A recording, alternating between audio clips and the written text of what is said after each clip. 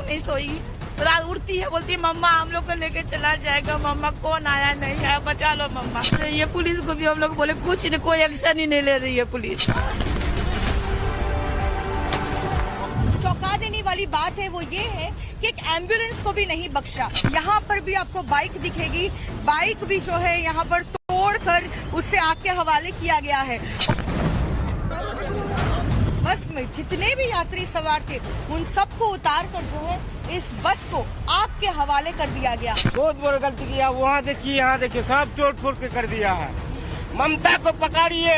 बस वही हिंदू है, वही कसूर है, हम लोग का सबसे बड़ा कसूर है।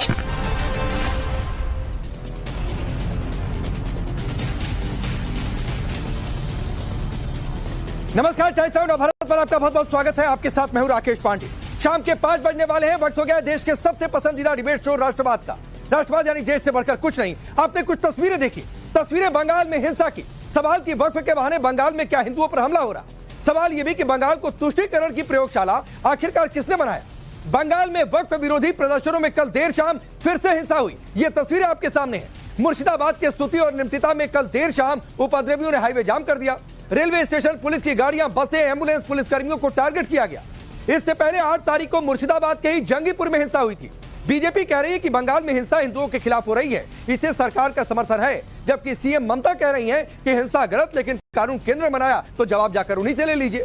अब सवाल है कि केंद्र का कानून राज्य में कैसे लागू है। सबसे बड़ा सवाल है कि वक्फ के नाम पर हिंसा कहीं सिर्फ ट्रेलर तो नहीं।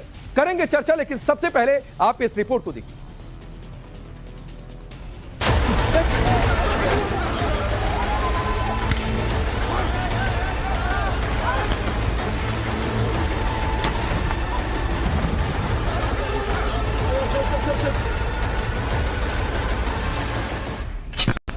बंगाल के एक हिस्से में आग लगी है। महिलाएं रो रही हैं। हिंसा के बीच उन्हें अपने बच्चों की सुरक्षा की चिंता सता रही है। रात भर वो लोग नहीं सोई है। दरअसल कल फिर बंगाल में एम्बुलेंस और गाड़ियों को तोड़ा गया, जलाया गया, पुलिस वालों पर पथराव किया गया। मुर्शिदाबाद से हमारी सहयोगी पूजा की ये ग्राउंड रिपोर्ट्स इस बात की तस्दीक कर रही हैं कि वहां पर हालात कितने बुरे हैं। कैसे वक्फ के नाम पर लोगों को भड़काकर सड़कों पर उतारा गया और उसके बाद हिंसा कैसे फैली। मुर्शिदाबाद के स्तुति और निमतिता में कल देर शाम उपद्रवियों ने हाईवे जाम कर दिया। रेलवे स्टेशन, पुलिस की गाड़ियां, बसों, एम्बुलेंस, पुलिसकर्मियों को टारगेट किया गया। इससे पहले 8 अप्रैल को भी मुर्शिदाबाद के जंगीपुर में हिंसा भड़की थी। पथराव आग जनी हुई थी, पुलिसकर्मियों को टारगेट किया गया था। बीजेपी ममता सरकार पर हमलावर है और वक्फ की आड़ में हिंसा को सरकार द्वारा संरक्षित हिंदू टारगेटेड अटैक बता रहे हैं।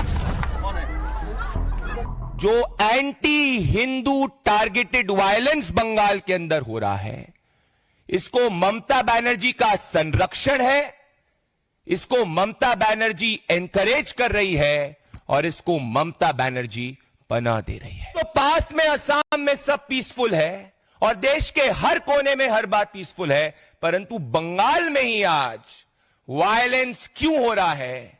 क्योंकि इसको सपोर्ट ममता बनर्जी करती है। स्वामी विवेकानंद की धरती, श्यामा प्रसाद मुखर्जी की धरती, रविंद्रनाथ टैगोर की धरती को आज ममता बनर्जी ने एक तुष्टीकरण की प्रयोगशाला बना दिया है। तो क्या वाकई बंगाल इस समय तुष्टीकरण की प्रयोगशाला बना है? क्योंकि एक और सड़कों पर वक्फ कानून के विरोध में शहीद होने की बात कहकर लोगों को भड़काया गया, तो दूसरी ओर बंगाल का एक हिस्सा जल उठा। वक्फ के कानून बनने के बाद भड़काऊ बयानों की बाढ़ और इन सबके बीच बंगाल में हिंसा तो बीजेपी ममता सरकार पर चौतरफा हमलावर है। हिंदुओं पर हिंसा के समय पुलिस पर एक्शन नहीं लेने के आरोप लग रहे, तो केंद्रीय मंत्री गिरिराज सिंह ममता बनर्जी को नसीहत देते हुए सवाल कर रहे कि क्या ममता बनर्जी चाहती हैं कि उनके रहते हिंदू बंगाल छोड़ दें। जब हिंदुओं के ऊपर एक रैडिकल मॉब हमला करती है तो पुलिस शांत बैठती है। जब पुलिस के ऊपर भी पथराव होता है तो पुलिस शांत बैठती है, क्योंकि पुलिस को पुलिस मिनिस्टर ममता बनर्जी का इंस्ट्रक्शन है कि वायलेंस होने देना चाहिए। मुर्शिदाबाद की घटना दिखा रहा है कि बंगाल से अब हिंदू पलायन करने को मजबूर हो रहे हैं। ये कह दें ममता बनर्जी क्या बंगाल का हिंदू बंगाल छोड़ दे उनके रहते? बंगाल में कानून के विरोध के नाम पर हिंसा हुआ तो सबसे पुरानी पार्टी कांग्रेस ने आलोचना तो की, लेकिन सियासत का रास्ता भी तलाश लिया। कांग्रेस सांसद रणदीप सुरजेवाला तो कह रहे कि सार्वजनिक संपत्ति को नुकसान नहीं पहुंचना चाहिए, लेकिन लगे हाथ कानून लाने वाली सरकार को इसके लिए कसूरवार भी ठहरा रहे।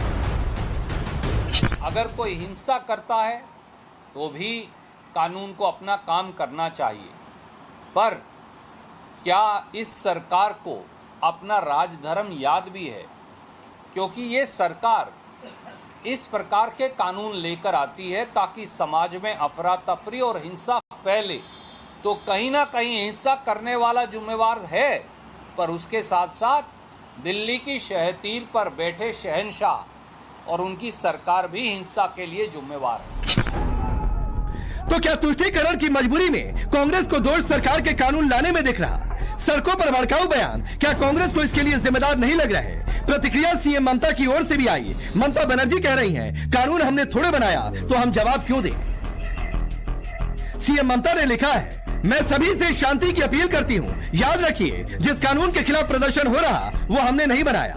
यह कानून केंद्र सरकार द्वारा बनाया गया है, लिहाजा जो जवाब आपको चाहिए केंद्र सरकार से मांगे। हमने अपना स्टैंड क्लियर कर दिया है, हम इस कानून का समर्थन नहीं करते।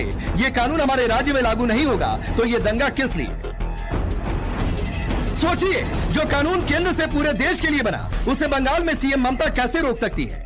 तो क्या ये बयान सिर्फ लोगों को बरगलाने के लिए है? सवाल ये भी कि कानून व्यवस्था राज्य सरकार की जिम्मेदारी, तो फिर केंद्र सरकार के ही बनाए कानून के बाद दंगा तो राज्य सरकार से सवाल क्यों नहीं? सवाल ये भी कि क्या बंगाल की हिंसा सोची समझी रणनीति का हिस्सा है? सुनिए 8 तारीख को मुर्शिदाबाद में हिंसा के बाद ममता सरकार के मंत्री का ये बयान। কলকাতাকে যদি বলতাম জ্যাম করব তো 50টা জায়গায় 2000 করে বসে যেতাম, সেটা এখন হয়নি, পরে কিন্তু হবে। বলে করব, বলে প্রথমে জেলাকে একটু টাইট করি, তারপরে কলকাতার 50টি জায়গায় 10,000 হলে কত লাগবে? বাস এরা আসবে কলকাতায় বসে চিড়ে গুড় পানি বাতাসা মুড়ি খাবে আর একটু বসবে, কিচ্ছু করতে হবে না। মুখ্যমন্ত্রীর অফিস থেকে ফোন এসেছিল করে এইসব সমাবেশ থেকে তিনিও সন্তুষ্ট। ममता सरकार में मंत्री कह रहे अभी सब कुछ जिलों से शुरू किया जा रहा, तो क्या मुर्शिदाबाद सिर्फ ट्रेलर है? अभी दंगे की भीषण तस्वीर दिखनी बाकी है।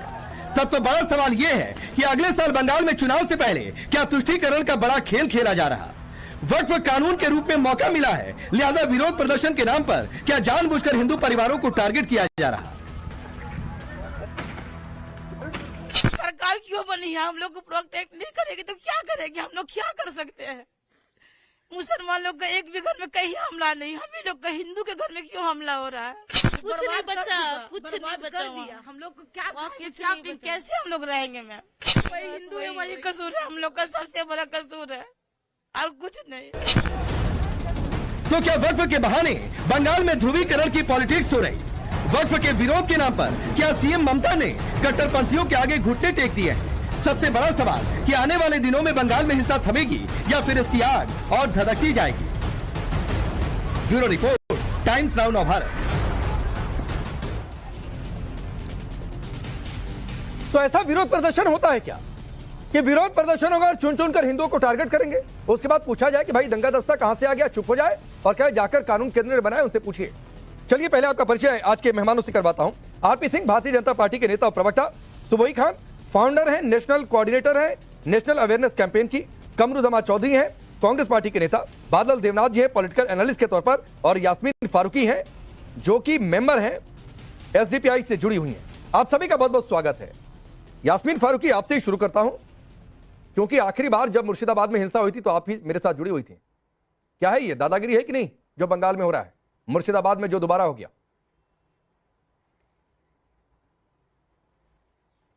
देखिए, एक तो सबसे बड़ी, मैंने अभी न्यूज़ देखी, मेरी ये बात समझ में नहीं आई कि आपने हिंदुओं के से इंटरव्यू लिए, थोड़े से मुसलमानों के भी ले लेते कि भाई ये क्यों कर रहे हो, तो थोड़ी सी तस्वीर क्लियर हो जाती, थोड़ी सी क्लियर हो जाती ये बात दूसरी बात ये कि ये बात तय है कि 2026 में इलेक्शंस हैं। अब ये कौन तय करे कि दंगे कौन करवा रहा है? हमदर्दी बटोरने के लिए हो रहा है, एक मुखालिफ पार्टी के को जालिम बताने के लिए हो रहे हैं।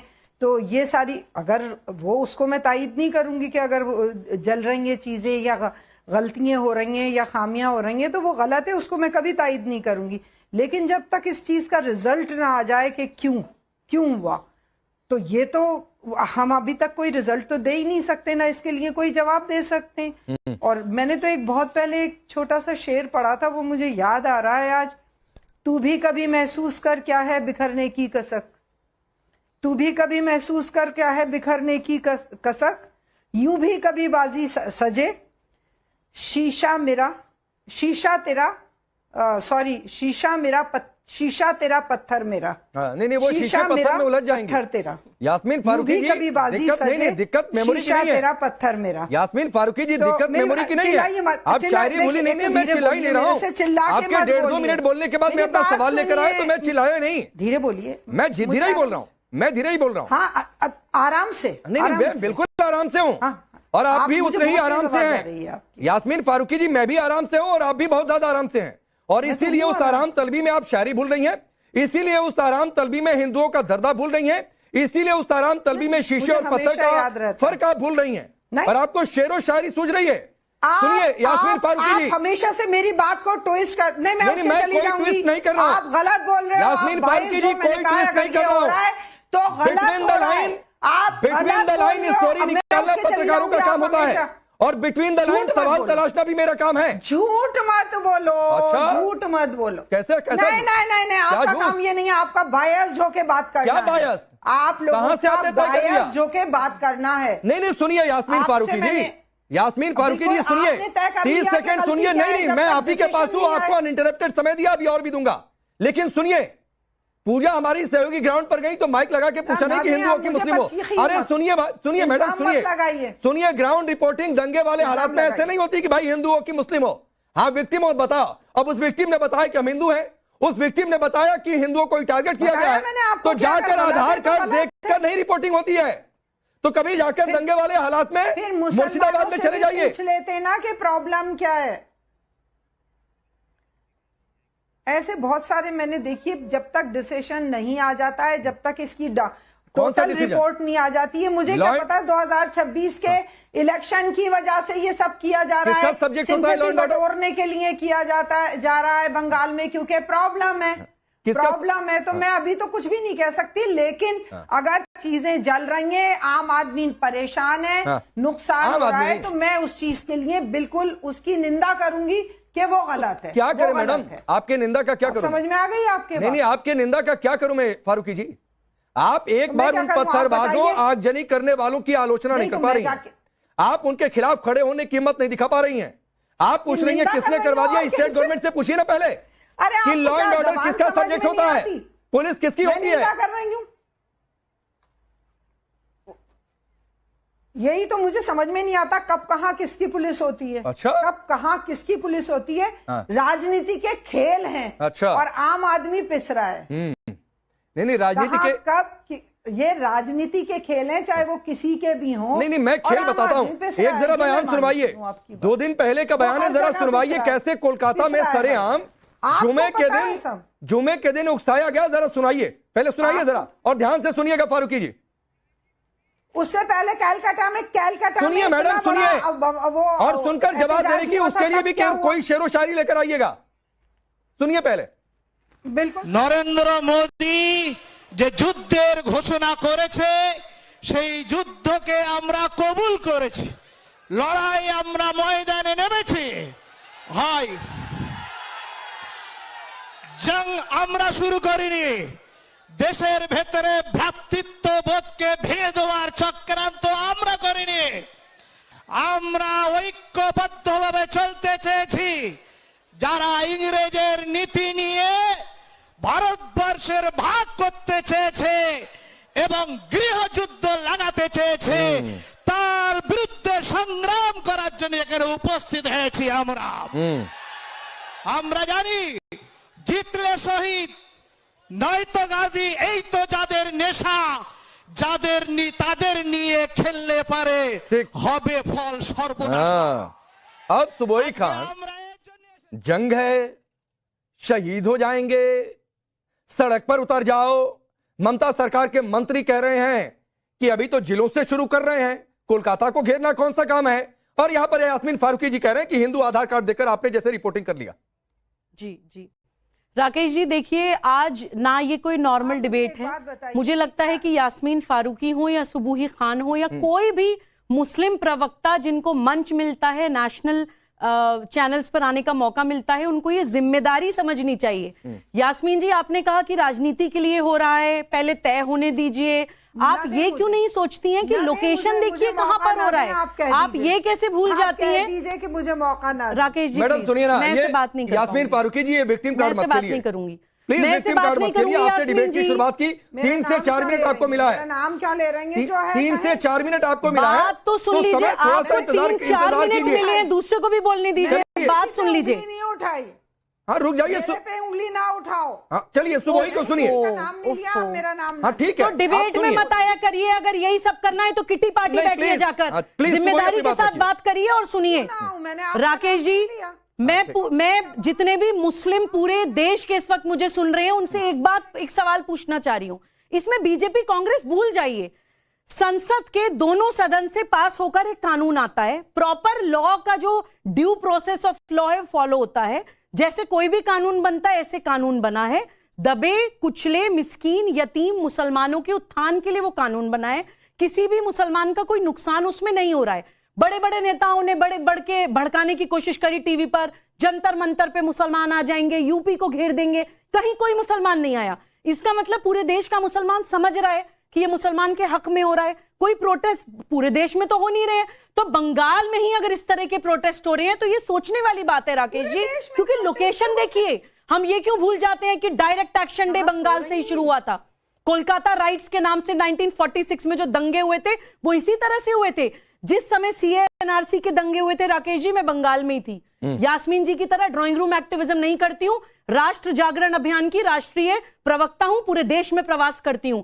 सीए दंगे में मैं बंगाल में थी, ममता बनर्जी सड़कों पे उतरी हुई थी, 26 से ज्यादा बसें जला दी गई। समय मिलेगा, आपको समय मिलेगा फारूकी जी, सुन लीजिए, आपको समय दूंगा। और इसीलिए मैंने पॉलिटिकल हिस्से से डिबेट की शुरुआत नहीं की, वरना मैं बादल देवरात और आरपी सिंह पर जाता। तो सुन लीजिए, डिबेट में ऐसा होता है कि किसी की बात अच्छी नहीं लगती है तो सामने वाला नाम लेकर काउंटर करता है। आप भी इनका नाम लेकर काउंटर करिएगा। सुबोही ने मना थोड़ी नहीं किया कि मेरा नाम मत लीजिएगा। अब सुन लीजिए जी राकेश जी, मैं किसी पार्टी की प्रवक्ता नहीं हूं, मैं आपको ग्राउंड रिपोर्टिंग बता रही हूं। सीएनआरसी में अपनी इन्हीं आंखों से देखा है, ममता बनर्जी जी ने पूरा बंगाल जलवा दिया था। दंगे बंगाल से ही शुरू हुए थे और फैलकर पूरे देश की राजधानी तक पहुंच गए थे। सेम वही चीज ये लोग वहां से करने की कोशिश कर रहे हैं। हम ये क्यों भूल जाते हैं कि इस्लाम के नाम पर पहला विभाजन 1906 में बंगाल विभाजन ही हुआ था। हम क्यों नहीं समझते हैं मुद्दे की सीरियसनेस? टीवी पर बैठकर, देश की राजधानी में बैठकर, ड्राइंग रूम में बैठकर, एसी में बैठकर ये कहना आसान होता है कि हाँ नहीं जलना चाहिए, हम कंडेम कर रहे हैं। बादल देवनाथ जी 30 सेकंड और दे दीजिए तो उसको रोकने की तरफ यास्मीन फारूकी जी आप काउंटर करिए, लेकिन आपको बड़े शेरो शायरी का शौक है और आप इसके पॉलिटिकल हिस्से पर जा रही हैं। तो एक लाइनें आपके लिए भी हैं कि सियासत ने फिर आग लगाई हवाओं में, मजहब के नाम पर दरारें दुआओं में, जो बात आप इत्तेहाद की करती हैं वो नफरतों में खो गई हैं, सियासत की चाल में इंसानियत खो गई है बंगाल में। तो ये लाइन है, अब बोलिए क्या कहना चाहती हैं आप? बाइस्ड हैं आप। अच्छा, मैं ये कहना चाहती हूँ कि ये जो ड्राइंग रूम के मुझे ताने दे रही हैं ये झूठ है। आपको शायद पता नहीं है। डायरेक्ट एक्शन डे बंगाल से कोलकाता से शुरू हुआ था, क्या ये भी झूठ है? सीएनआरसी के दंगे बंगाल से शुरू हुए थे, क्या ये भी झूठ है? ममता बनर्जी जी वहां पे किस तरह की तुष्टीकरण की और विराष्ट्रवाद की राजनीति करती है, क्या ये भी झूठ है? सब कुछ झूठ है। प्लीज फारूकी जी का समय, बोलिए। आप इनसे ये पूछिए कि पहली बात तो ममता बनर्जी से मेरी कोई रिश्तेदारी नहीं होती है। आप उनको 10,000 गालियां दिए, मुझे कोई फर्क नहीं पड़ता, मेरा कोई उनसे लेना देना नहीं है। मैंने उसकी निंदा की है कि बंगाल में जो हो रहा है वो गलत हो रहा है, लेकिन उसका पहले रिजल्ट आना चाहिए। अब दूसरी बात, जो ये मुझे ड्राइंग रूम का ताना दे रही है, तो इनको शायद ये गलत फहमी है। जब अलवर में मोब लिंचिंग होती है तो तपती धूप में मैं ही जाती हूँ, अगर कहेंगी तो फोटोग्राफ भेज दूंगी जब दिल्ली में कांड होते हैं और वो दुनिया भर की परेशानी होती है, मैं जाती हूँ। यास्मीन जी, गई होंगी जरूर, मुझे आप जाइए, मुझे कोई प्रॉब्लम नहीं। राकेश जी, बोलना जरूरी है, लोग कैसे नरेटिव बनाते हैं भाई। मैं बार-बार बोलती हूँ 140 करोड़ की पॉपुलेशन में अगर एक बच्चे की लिंचिंग हो जाती है या 4 अराजक तत्व उसको पकड़ के पीट देते हैं, तो ये लोग देश चलिए मैं आगे बढ़ रहा हूँ, मैं आगे बढ़ रहा हूँ, पूरे के पूरे प्रदेश जलते हैं, लोग मुंह में दही मैं आगे बढ़ रहा हूँ, आगे बढ़ रहा हूँ, चलाकी मत होने मैं आगे बढ़ रहा हूँ। यास्मीन फारूकी जी, जाकर जाना बहुत ले लीजिए, ठीक है, आप शील्ड ले लीजिए। नहीं कोई शील्ड नहीं। अब बादल देवनाथ जी मैं आ रहा हूँ, आपके मंत्री कह रहे हैं कि भाई कोलकाता को जब चाहे घेर ले, अभी जिलों से शुरू कर रहे हैं, तो ये ट्रेलर है मतलब मुर्शिदाबाद मॉडल। तो नहीं सर, वो एक सभा का वक्तव्य है, हर सभा में कोई पॉलिटिकल पार्टी का सभा में कोई भी वक्ता कोई भी कुछ भी कह सकते हैं, मैंने इसका टिप्पणी नहीं करूँ। लेकिन जो काल जो घटना घटी है, इसके ये तो निंदनीय घटना है, मैं जानता हूँ, आप भी सब जानते हैं, और ममता दीदी पूरे एक्शन में है। आज सुबह 10 बजे तक 120 के ऊपर लोगों को गिरफ्तार किया गया था, आज अभी भी गिरफ्तार चल रहा है, और टोटल रिपोर्ट मेरे पास अब आ जाएगा मेरे पास। और दूसरा बात है, सुबह 10 बजे के अंदर लोकल दो सांसद, शमशेरगांव जंगीपुर का सांसद, जंगीपुर का जो लोकसभा सीट है वहाँ का जो सांसद है, 2 विधायक है, सब मिलकर रूपबाज कर रहे हैं, उनका घर जा रहा है। और दूसरा बात है, वहाँ पर 163 जो धारा लागू किया गया, काल से लागू है, और जो भी लोग, जो बदमाश लोग, जो भी दंगा किया, जो भी आग जलाए, इन सभी को गिरफ्तार किया जाएगा, और आप लोग चिंतित है।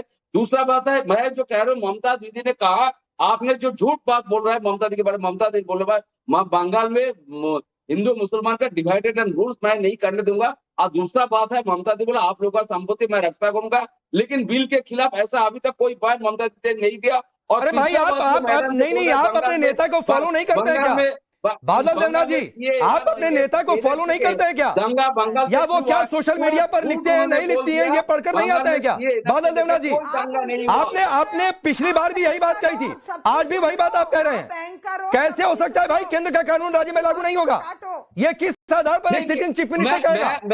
नहीं, काल से तो वो काल से दो दिन पहले से मैं हर नेशनल चैनल बोल रहा हूँ, आज भी मैं बोलूंगा। मैं आपको एक सवाल कर रहा हूँ, पूरे देश में कोई वॉकअप संपत्ति के ऊपर कोई बदमाश ने लूट लिया, कुछ कर दिया, तो उसके ऊपर कार्रवाई सेंट्रल गवर्नमेंट को करना चाहिए था, स्टेट गवर्नमेंट को करना चाहिए था। कोई भी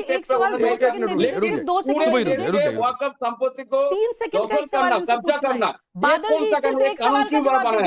इसका क्या जरूरत था? मैं तो वही बोलूंगा, पार्लियामेंट के दोनों हाउसेस से पास जो कानून आया है उसको आप नहीं मानेंगे, आप देश से बाहर है क्या? संपत्ति को लूट लेना केंद्र सरकार का कोई जरूरत था? कौन सी जहाँ पर गलत हुआ वहाँ पर आप जाइए। अरे कैसे गलत हो गया बादल देवनाथ जी? 8 तारीख को मुर्शिदाबाद में हिंसा होती है, 8 तारीख को मुर्शिदाबाद में हिंसा होती है, फिर 11 तारीख को ही मुर्शिदाबाद में हिंसा हो जाती है, 2 लोग मर गए हैं, 2 लोग मर गए हैं। लेकिन राकेश जी, बादल देवनाथ जी, 2 लोग मर गए हैं। क्या हुआ? आपकी चीफ मिनिस्टर ये कह रही है कि हम ये कानून को राज्य में लागू नहीं होने देंगे। कोई चर्चा नहीं कर रहे, कैसे संभव है ये? क्या कर रहा है? आप बरगला रहे हैं लोगों को। आज आगरा में क्या हुआ? अब आगरा के बारे में तो चर्चा होना, क्या हुआ आगरा में? राजस्थान में क्या हो रहा है? क्या हो गया आगरा में? इसके बारे में चर्चा होना, क्या हो गया आगरा में? लेकिन बंगाल का बदनाम और ममता, क्या हो गया आगरा में? आप लोग नेशनल करते हैं। 1 मिनट रुकिए, क्या हो गया आगरा में? लेकिन उसमें कोई, अरे क्या हो गया बादल देवनाथ आगरा में? नहीं होता। क्या हो गया आगरा में? आप देखिए, पूछिए, क्या हो गया? चैनल तो दिखा रहा था सुबह से। अरे क्या हो गया बताइए तो, क्या हो गया? चैनल तो दिखा रहा था। अरे क्या हो गया? क्या हो गया आगरा में? उत्तर राजस्थान में क्या हुआ? क्या हो गया आगरा में? लोग ने क्या कर रहा है आप देखिए, तो मैं नहीं। अरे क्या हो गया आगरा में? लेकिन आपको कुछ अफ्रीका चैनल दिखा रहा है, आप दिखाई ना सुबह। तो क्या हो गया आगरा में? वही तो पूछ रहा हूँ आपसे। दिखाइए ना, आप दिखाइए ना, मैं क्यों बोलूंगा? तो क्या हुआ? चैनल दिखा रहे थे, सारे चैनल दिखा रहे थे। अरे क्या हो गया? राजस्थान में क्या हुआ? पूरे उत्तर प्रदेश क्या हुआ? हो गया आपका बत्ती गुल हो गई आपकी? नहीं बत्ती नहीं, तो बत्ती गुल हो गई ना। क्या हो गया आगरा में? बताइए ना फिर, क्या गड़बड़ हो गया? चलिए आरपी से। दंगा हुआ, लेकिन आप लोग ने ये नहीं बताया। अरे बादल देवनाथ, मुर्शिदाबाद आपसे संभल नहीं रहा है, या फिर ये कह दीजिए कि एक मॉडल है जो लागू किया गया है। आप आगरा पहुंच के आगरा में क्या हुआ यह बताने को तैयार नहीं है। अरे एक सम्मेलन चल रहा था, कोई कानून व्यवस्था को लेकर मुश्किल स्थिति हो गई क्या? लेकिन हिंदुओं को कोई लॉ एंड ऑर्डर को डिस्टर्ब करने वाली सिचुएशन हो गई क्या? या आप चाहते हैं कि दूसरे धर्मों के कोई आयोजन ना हो पाए? आरपी सिंह, आपके पास आता हूं। सवाल ये उठाया जा रहा है कि भाई हिंदुओं को ही टारगेट पर क्यों? यास्मीन फारूकी कह रही है कि आप माइक सिर्फ आगे कर रहे हैं हिंदुओं के आगे, मतलब आधार कार्ड देखकर रिपोर्टिंग हो, जैसे आधार कार्ड देखकर हिंसा हो रही है क्या वहां पर? पांच बच्चे संभल चलिए, कर लेने वाले, उसके यास्मीन बारे में फरूकी- क्या याद- बच्चे नहीं पत्थरबाज, है आपका? संभल मत जाइए, बच्चे नहीं पत्थरबाज, जाकर कोर्ट में साबित करिए फारूकी जी। और रुक जाइए, अभी संभल पर चर्चा नहीं चल रही है। आरपी सिंह बोले, जाना है किस दिल पे लगेगी जब अपने घर से कोई जाएगा। हमारे घर से पत्थर चलाने वाले नहीं निकलते हैं फारूकी जी, आई बात समझ में? तो अपने घर के बच्चों को समझाया भी तो अपने घर के बच्चों को समझाइए। डांस करने वाले निकलते तो रुक जाइए, मस्जिदों के आगे नाचने हाँ वाले तो मिलते, ठीक है, रुक जाइए, भी उस पर भी गाने आऊंगा। वो भूल जाते हैं। आरपी सिंह को सुन लीजिए पहले, रुक जाइए, बहुत देर से उनको समय मिला, कमरू जमा भी इंतजार कर रहे हैं, रुक जाइए मैडम, बोलिए आरपी सिंह।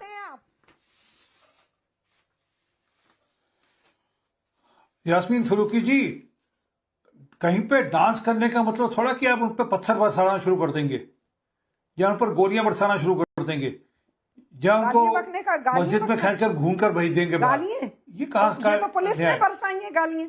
सुनिए, मैंने आपको तो घूम के पुलिस ने भेजा है पत्थरबाजी के बजाय। मैंने टोका क्या? चलिए वो तो जवाब दे रही हूँ, आई एम सो सॉरी। हाँ, पुलिस ने भेजा पत्थरबाजी के, तो ये जवाब फिर ममता बनर्जी पे भी लागू होता है कि वहां की पुलिस और वहां की सरकार इसमें लिप्त है। अगर ममता बनर्जी को लेकर कोर्ट की एक टिप्पणी सुनाता हूं मैं आपको, 2017 की पुरानी परंतु टिप्पणी से ये समझ आएगी। आप दो समुदाय के बीच में दरार पैदा क्यों कर रहे हैं? दुर्गा पूजा और मुहर्रम के लेकर राज्य में ऐसी स्थिति नहीं बनी, उन्हें साथ रहने दीजिए, ये कोर्ट ने टिप्पणी की थी ममता बनर्जी को लेकर।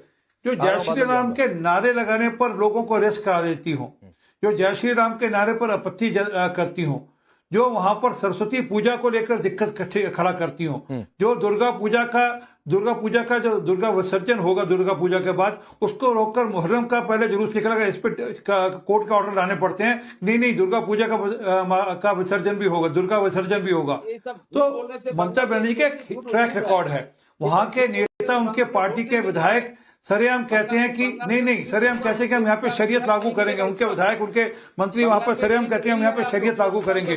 तो दिखता है ना किस प्रकार की सोच है। अरे रुको दोस्त, मैंने ये दिक्कत है, शीशा, जो शीशे की बात, अरे एक मिनट रुको दोस्त, शीशा दिख रहा है ना, शीशा चुभने लगा, अब शीशा चुभने लगा। और बार एक ही बात है, ममता बनर्जी के ऊपर दोष देते हैं आप, लेकिन ये झूठ बोलने का क्या जरूरत है? अरे अच्छा, ये मेरा चैलेंज लीजिए, जो मैं जो बयान पढ़कर सुना, मैं जो कोर्ट की टिप्पणी सुना रहा हूँ, ये कोर्ट की टिप्पणी में चैलेंज लेना, झूठ दिख रहा था आपको, और मेरे खिलाफ मुकदमा कर देना अगर आपकी हिम्मत हो तो। लेके घुमा है हिटकौर जी ने तलवार लेकर। अरे गुरुजी की बात छोड़ो, अभी जो बंगाल के अंदर जिसको खड़ा कर रखा है ममता बनर्जी, उसकी बात करो, जो कि होम मिनिस्टर भी है बंगाल की, इंटेलिजेंस उनके पास है। वहां पर सरेआम कहा जाता है कि हम कानून को नहीं मानेंगे, हम कानून को नहीं मानेंगे, ये कहा जाता है, और वहां पर पुलिस आंखें फेर लेती है उनकी तरफ से। आप वहां पर लगातार हिंदू मुसलमान करते हैं और वहां पर मुसलमानों को उकसाते हैं, मुसलमानों को उकसाते हैं। वह कहती है कि मैं बिल नहीं लागू करूंगी, केंद्रीय कानून है। मैं कमरू जमानी को लाता हूं, अभी तक उन्होंने कुछ नहीं बोला है। अरे रुकिए बादल देवनाथ जी, बीच में काउंटर करने का एक नियम होता है, ये मैं सबको बता दूं। अगर कोई किसी के बीच में बोलना चाहता है बोलिए शौक से, लेकिन एक लाइन बोलकर शांत हो जाइए, लगातार टेप ऑन मत किया करिए। जिसकी बारी होती है वही लगातार बोलेगा, बीच में कोई भी काउंटर करता है तो एक लाइन बोलकर शांत हो जाइए अपनी बात। अब रुक जाइए बादल देवनाथ जी, प्लीज, नहीं अच्छा लगता है, सभी शांति से अपनी बात रख रहे हैं, कुछ कमरू जमा जी से सीख लीजिए। रुक जाइए कमरू जमा जी, अरे रुकिए ना प्लीज बादल देवनाथ जी। ठीक है, आपने तो सच की दुकान खोल रखी है, आपने सच की दुकान खोल रखी है, सारी सच्चाई है। आपके मंत्री कहें कि ये तो ट्रेलर है, जिलों में रुक रहे हैं, तो कह रहे हैं एक नेता ने बोल दिया चुनावी रैली में, क्या फर्क पड़ता है? आपकी सीएम कह दें कि केंद्र का कानून राज्य में लागू नहीं करेंगे, आप कह रहे हैं कहा ही नहीं है ऐसा, तो सर थोड़ा सा रुक जाइए, होल्ड करिए। कमरू जमा जी, आप जिस पार्टी को सपोर्ट कर रहे हैं उस पार्टी के नेता रणदीप सुरजेवाला कह रहे हैं हिंसा उचित नहीं है, निंदा होनी चाहिए, लेकिन दिल्ली के शहंशाह भी जिम्मेदार है। मतलब केंद्र ने कानून बना दिया तो हिंसा की लाइसेंसिंग हो जानी चाहिए। पांडे जी देखिए, 25 मिनट बाद मेरे को मौका मिल रहा है, मैं ये उम्मीद रखता हूं कि भाजपा के घोषित प्रवक्ता या अघोषित प्रवक्ता थोड़ा सा मेरे को टोके नहीं। ध्यान से सुनिए, राहुल गांधी जब बोल रहे थे, बहुत खूब कहा उन्होंने कि नरेंद्र मोदी पूरे देश में केरोसिन छिटका कर बैठे हुए हैं, एक चिंगारी का देरी है कि देश में आग लगाने।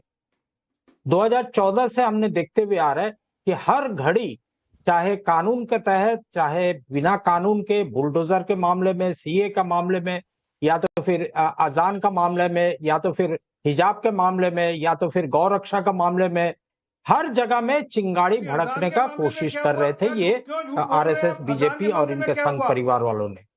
आज जिस तरह से वक्फ एक्ट का विरोध में पूरा देश भर में आपको आक्रोश है मुसलमान कम्युनिटी का अंदर में, उसको दिखाई नहीं दे रहा। लेकिन बंगाल में जब आकर यहाँ पे एक हिंसा भड़की, इसका वजह भी जानना बहुत जरूरी है। अच्छा। बंगाल में अभी हाल ही में दो बहुत बड़ा इवेंट हुआ है। एक, सुप्रीम कोर्ट का ऑर्डर से 26,000 शिक्षकों का नौकरी चली गई यहाँ पे। एक मुद्दा जो है कि जिसमें हिंदू लोग भी परेशान है, जिसमें मुसलमान लोग भी परेशान है। अब इस स्थिति में ना तो कोई तुष्टीकरण का राजनीति हो सकता है, ना तो कोई जो है कि हिंदू मुस्लिम का राजनीति हो सकता है। अब उपाय क्या है? भाजपा आरएसएस ने मिलकर रामनवमी में बहुत कोशिश किया किसी तरह से दंगा फैलाया जाए, नाकाम हो गए। अब वक्फ बिल आ गया, वक्फ एक्ट बन गया।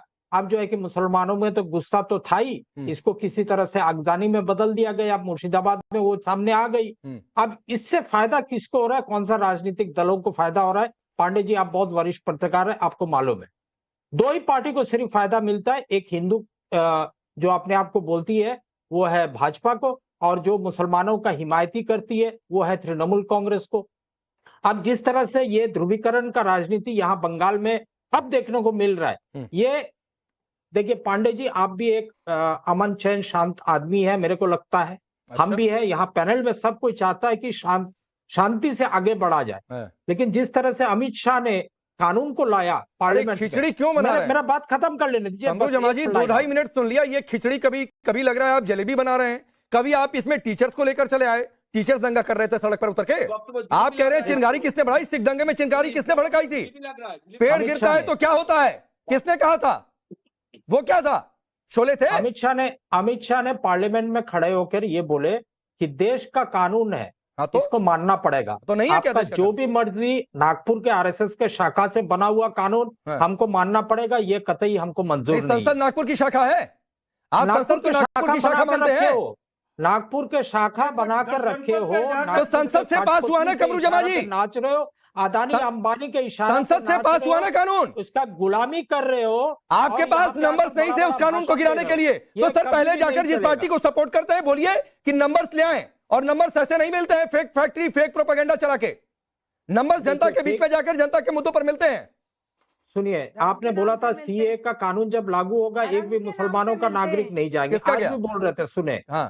20 लाख लोग असम में सीए का आवता में पकड़े गए, उसमें से जितना हिंदू थे उनको नागरिकता मिल गया, बाकी सब मुसलमान जितना थे अब डिटेंशन सेंटर में। ये कितना दिन झूठ फैलाओगे मियां? फर्जी नहीं। आरपी सिंह एक आदमी का नाम नहीं बता पाए किसकी नागरिकता छीनी है, और असम को लेकर ये बातें, ये दावे कमरू जमा के। बोलिए, रिप्लाई करिए इन्हें। आज 5 साल से उमर खालिद जेल में है। आज 5 साल से मुर्फिशा फातिमा जेल में है। एक बार बेल का सुनवाई चौधरी साहब, और आकर बकवास करने से पहले कोई सबूत दो। वक्फ बोर्ड, वक्फ झूठ परोसने से पहले कोई सबूत दो। कोई एक आदमी का नाम बताओ जिसकी सीए के चलते नागरिकता गई हो, भारत का नागरिक हो जिसकी सीए के चलते नागरिकता गई हो। चिल्लाने से आरपी सिंह जी, चिल्लाने से सच बदलता नहीं है। जब अपनी सरकार है बंगाल असम में, क्योंकि आप झूठ परोसते हो, आप जानकर दंगे कराने वाली लाइन डालते हो। जाकर आप वो तकरीर करते हो जिससे दंगा बढ़ के, फिर सीए लाकर मुसलमानों का नाम। मैं क्या पूछूं? मैं आपको चैलेंज दे रहा हूँ, जाकर मैं आपको चैलेंज दे रहा हूँ कमरू शर्मा से। मैं आपको चैलेंज दे रहा हूँ, आप एक नाम बताओ जो भारत का नागरिक हो जिसकी सीए के चलते नागरिकता गई हो। सीधा एक चेतावनी उसी प्रकार ये कह रहे हैं कि नहीं मस्जिदें कब्जा कर ली जाएगी, मदरसे कब्जा कर लिया जाएंगे। ये असम में क्या है कि गरीब मुसलमान के विरोधी है, ये गरीब मुसलमान के विरोधी है। ये चाहते नहीं कि जो वक्फ बोर्ड की प्रॉपर्टी है गरीब मुसलमान के लिए इस्तेमाल हो। ये चाहते नहीं कि जो वक्फ बोर्ड की प्रॉपर्टी है वो गरीब बहन के लिए इस्तेमाल हो। ये चाहते नहीं कि वक्फ बोर्ड की जो प्रॉपर्टी है, सुनिए कमरू जमा जी, मुसलमान का बच्चा, कमरू जमा जी, आ रहा हूँ यास्मीन जी, 1 मिनट समय दे दीजिए, आपके पास आ रहा हूँ। ये जो ठेकेदार जो प्रॉपर्टी डीलर आ रहा हूँ। तो वही एक तो ये असम की बात लेकर फेक प्रोपेगेंडा, दूसरी बात है जवाब नहीं समझ रहा है। कभी टीचर्स को बीच में लेकर आ रहे हैं, कभी उमर खालिद तक पहुंच गए।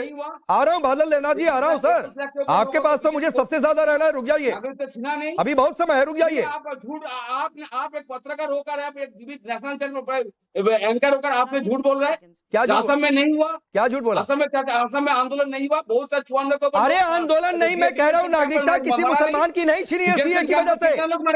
ये बात समझिए बादल देवनाथ, बादल देवनाथ असम के पीछे जाकर मत छिड़िए, अभी अपना बंगाल संभाल लीजिए। तो रुक जाइए, तो वही बोलिए। बीच में कोई ना चिल्लाए, मैं इन लोगों की तरह अपने निजी हित साधने के लिए, राजनीति करने के लिए यहाँ नहीं खड़ी हूँ। प्लीज मेरे बीच में कोई ना बोले। भाजपा के मैं एक वकील भी हूँ और एक राष्ट्रवादी अभियान की संस्थापिका और राष्ट्रीय संयोजिका हूँ। मैं जो है उठकर राजनीति करने के लिए नहीं बैठी हूँ।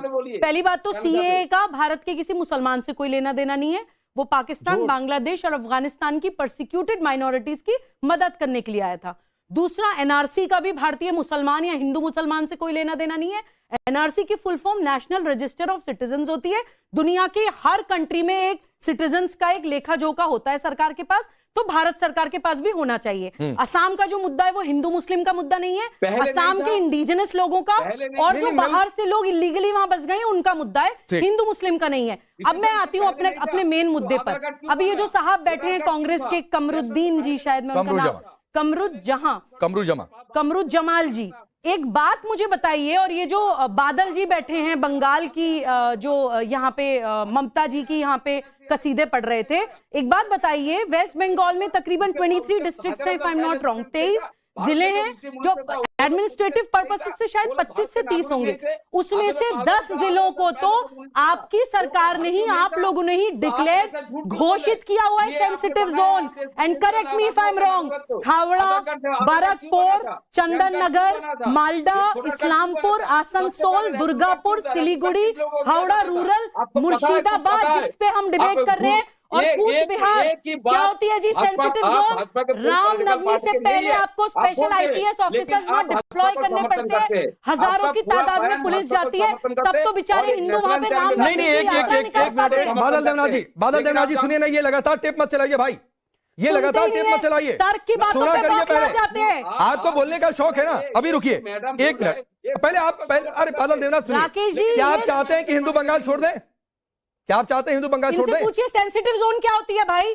रामनवमी की यात्रा के लिए हमें पुलिस के साथ, आईपीएस ऑफिसर्स के साथ, वाई सिक्योरिटी, जेड सिक्योरिटी के साथ निकालनी पड़ेगी यात्राएं। तो भारत देश में बादल देना 10 सेंसिटिव जोन इन लोगों के हिसाब से। ठीक है, रुकिए, बोलिए बादल देना, बोलिए। निकाल सकते हैं लेकिन हथियार छोड़ के पूरे देश। जब आप राजनीति के लिए बिना आधार कार्ड, बिना किसी वैलिड आईडी प्रूफ के लोगों को बसाएंगे, बांग्लादेश से घुसपैठिए बसाएंगे, रोहिंग्या बसाएंगे, तो यही होगा।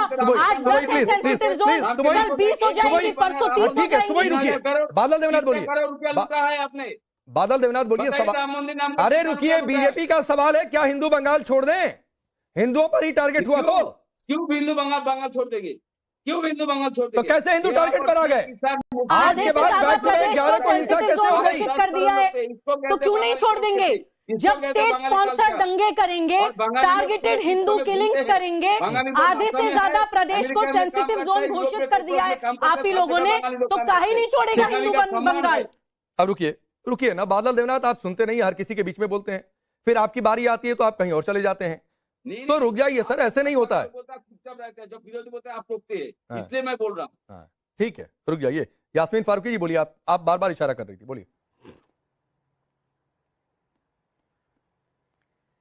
अभी उन्होंने ये बात कही कि बंगाल में ये हो रहा है, ये हो रहा है, ऐसा सेंसिटिव है, दुर्गा पूजा बंद करवा, वो कोर्ट से आए, उन्होंने 10 चीजें कही।